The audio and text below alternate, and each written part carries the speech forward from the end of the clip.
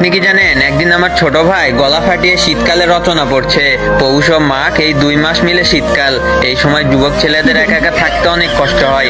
আব্বা পাশে বসে পেপার পড়ছিল। ছোট ভাইয়ের শীতকালে রচনা শুনে পেপার রেখে লাফ দিয়ে উঠলো। ওই তুই কি পড়ছিস? ছোট ভাই বলল, আব্বা শীতকালে রচনা পড়ি। আব্বা বলল, এই রচনা কোন বইয়ে লিখেছে? ছোট ভাই বলল, আব্বা বইয়ে এই রচনা লিখা নাই, স্যার বলেছে এবার পরীক্ষায় রচনা আসবে শীতকাল, তাই বড় ভাইয়ের কাছ থেকে এই রচনাটা লিখে নিয়েছি, সেইটাই মুখস্থ করছিলাম। আব্বা বলল, ও তাইলে এটা বড় হারামজাদার কাজ। মনে মনে সন্দেহ আসিল, ডাক দে বড় হারামজাদাকে। আমি তখন বাথরুমে বসে সিগারেট খাচ্ছি, এমন সময় ছোট ভাইয়ের ডাক। তাহমিদ ভাই, আব্বা ডাকে, অবস্থা বিশেষ ভালো না, তাড়াতাড়ি আসো। আমি তাড়াতাড়ি সিগারেট বাথরুমে ফেলে দিয়ে মুখের সিগারেটের গন্ধ দূর করতে টুথপেস্ট খুঁজতে লাগলাম।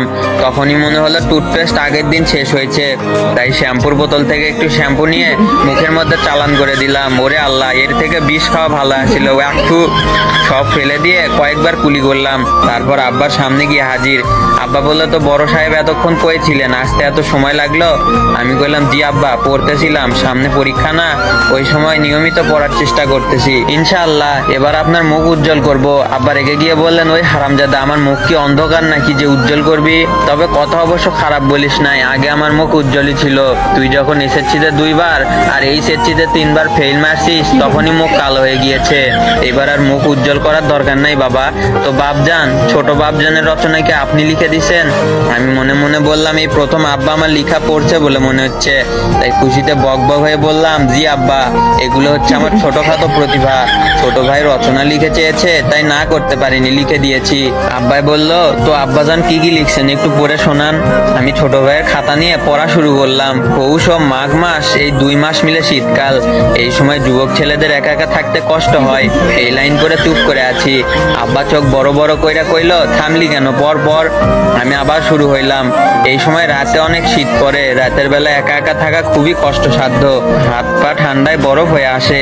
বাংলাদেশের এক গবেষণায় দেখা গিয়েছে যে এই ঋতুতে বাংলাদেশে বিয়ের হার প্রচুর পরিমাণে বেড়ে যায়। তাই বাংলাদেশের বিখ্যাত অনেক লেখক এই ঋতুকে বিয়ের ঋতু বলে আখ্যায়িত করেছেন। বিয়ের ঋতু নিয়ে রবীন্দ্রনাথ লিখেছেন, আমারও পরানো যাহা চাই, বিয়েরও ঋতু তাই, বিয়েরও ঋতু তাই গো।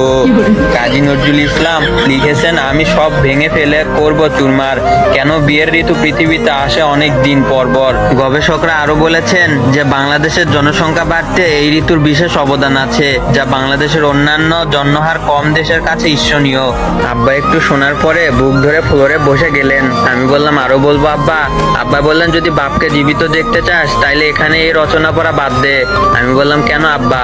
এখানে তো প্রকৃত সত্যই তুলে ধরার চেষ্টা করা হয়েছে। আব্বা বললেন, আরে রাখ তোর প্রকৃত সত্য, তাড়াতাড়ি ওষুধের বক্স নিয়ে আয়, জীবন গেল। আমি দৌড়ে আব্বার ওষুধের বক্স নিয়ে আসলাম।